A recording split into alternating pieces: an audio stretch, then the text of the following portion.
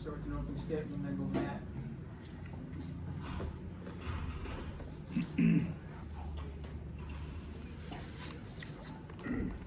Proud of the fight of our team.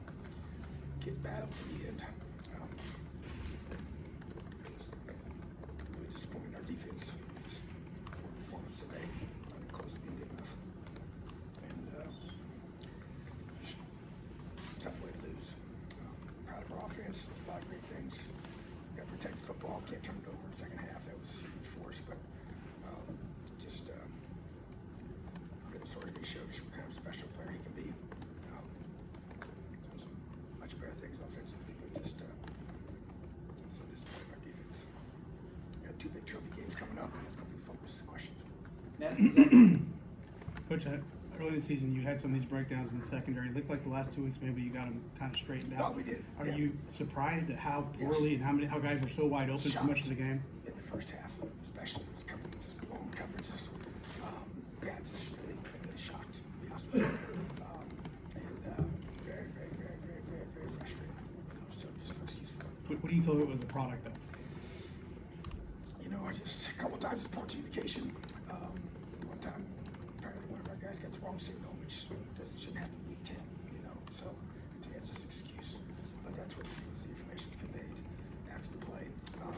And then just a couple of young guys that made some mistakes, but still at the same time, they're in it this time of year. They got to make plays. So just really, really disappointed. Zach and Mike on your left. I guess, Tom, just in a broad brush way, in terms of adjustments, what was it taking for that defense? What basically were you trying that just wasn't quite fixing some of Yeah, those? just tried to multiple coverages.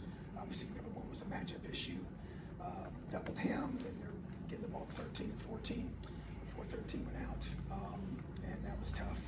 It was tough to get pressure. Max protected several times, especially they were early down throws, especially in the first half, and just being able to. So therefore, we tried to even some drop in 8 to be able to. It's hard to get to max protection, get pressure on the quarterback. So we got pressure on that last play and it didn't contain him.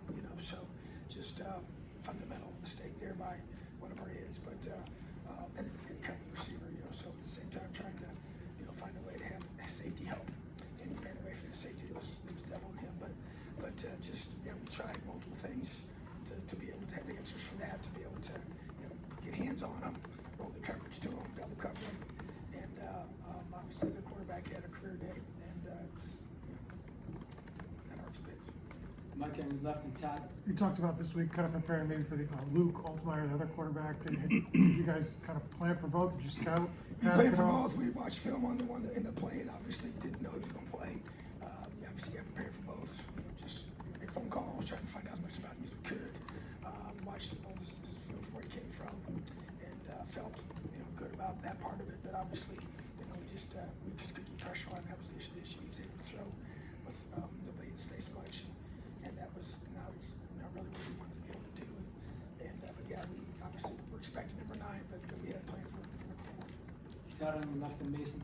Tom, you saw as the breakdowns occurred through the course of the game. What can you do? What's the message to the defense as you try to get them back on track? And what was kind of Yeah, the method just and the coach's method to do to that? me to be able to make sure that the things that we're trying to do, that our guys can do them, and making sure there's the matchups. If there's a guy that's somebody struggling with, they got to be able to have answers for that. And but obviously, to me, it's about there was a lot of breakdowns of just some execution of our calls that didn't happen. We had one play where we just didn't get the signal called in quick enough and score a touchdown off of that. So which cannot happen this time of the year. So coaches, it's my responsibilities are it's on us as coaches. Obviously, players got to make plays, but this is to me, got to take ownership of it. So it's just unacceptable. But obviously, you got to be able to flush it and get ready for another one. But yeah, definitely got a lot of things to work on. Mason in front and ready. Coach, you were a little bit thin with your defensive back depth going into the game, and then you lost a couple guys to injury. How are they doing right now? We don't know for next week for sure, but yeah, definitely took us toll a little bit. But the loss of No Pierre has obviously been pretty significant. It's cost us several times already since he's been out, but at the same time, we're trying to make adjustments there. We played multiple guys in that spot even today. So, but yeah, definitely need to find creative ways to make up for that. And then obviously, I guess anybody else that got hurt today, that player, no, we don't know yet this time. Rabbi and Jack. Coach, you guys scored 42 points. One of you actually scored against Indiana State. You ended up losing. What's the level of frustration with the defense that can't win when you put up that many points? Yeah, that's unacceptable. You know, we worked really hard to get our offense on track and made a lot of adjustments. And the coach here did a great job, you know, with that unit to produce that amount of points. And defense got to step up and do their job. So call what it is. Defense let this team down today. So that's the bottom line, period. Jack on your left and Sammy in back. Yeah, Tom, defense only had one sack today. I think just one quarterback hurry. What was not happening with that in terms of the pass rush? And do you think some of that had to do with kind of what you were adjusting with the secondary? Yeah, and it has something to do with it for sure. I mean, there's some matchup challenges with the receivers that I felt made it hard for us to overload the blitzes. Obviously, when you do that, you're just creating all one-on-ones, you know, with them. And that makes it really hard to be able to, and if you notice a lot, especially in the first half, a lot of the bigger plays were not on third downs. You know, they only had 30 third downs in the whole first half, you know, so, but the last one was obviously a third down where we brought pressure and didn't execute the call. You know, obviously we got the pressure, but we flushed him out and the edge player wasn't there. But still didn't have him covered either. So to me, it's just to try and find that balance of double covering a guy that's hard to match up with and playing some zones to leverage him inside and outside. And like I said, we tried, you know, everything that we, you know, have in our arsenal right now for this game plan, and that was obviously wasn't good enough. So like I said, it's just a frustrating day for sure defensively. Sammy in back, last one. Coach, you pre-playoff mentality the last couple weeks, you know, with bowl eligibility on the line.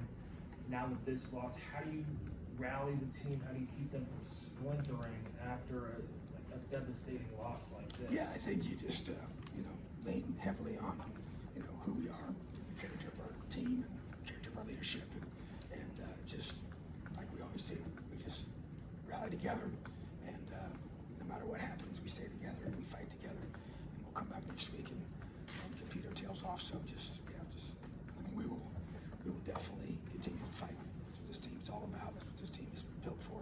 But yeah, just tough one to accept right now. All right, thanks, Sam. Appreciate it. Have a great day.